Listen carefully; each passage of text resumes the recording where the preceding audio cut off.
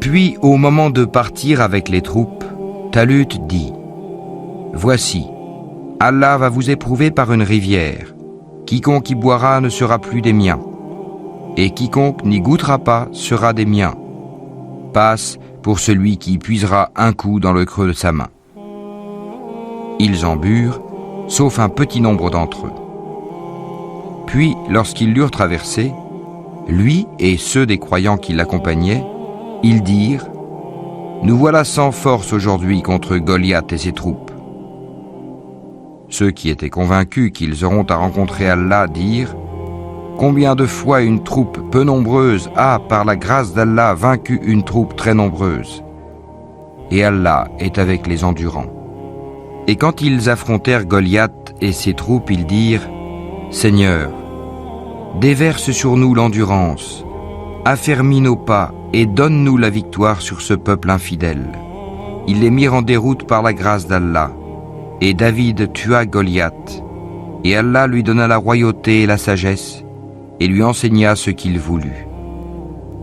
Et si Allah ne neutralisait pas une partie des hommes par une autre, la terre serait certainement corrompue.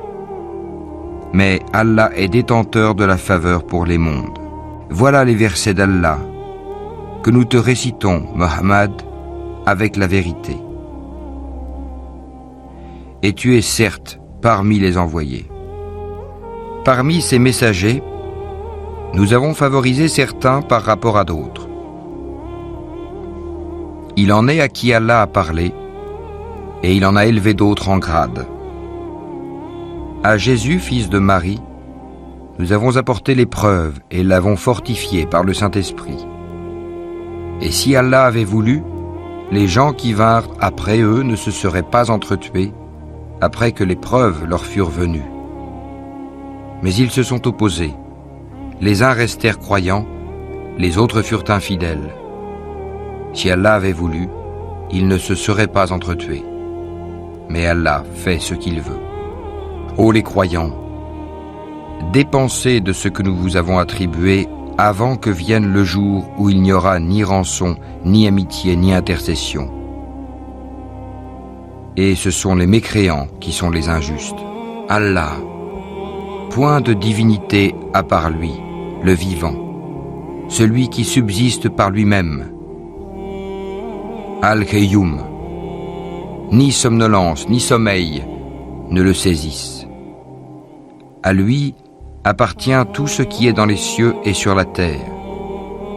Qui peut intercéder auprès de lui sans sa permission ? Il connaît leur passé et leur futur. Et de sa science, il n'embrasse que ce qu'il veut.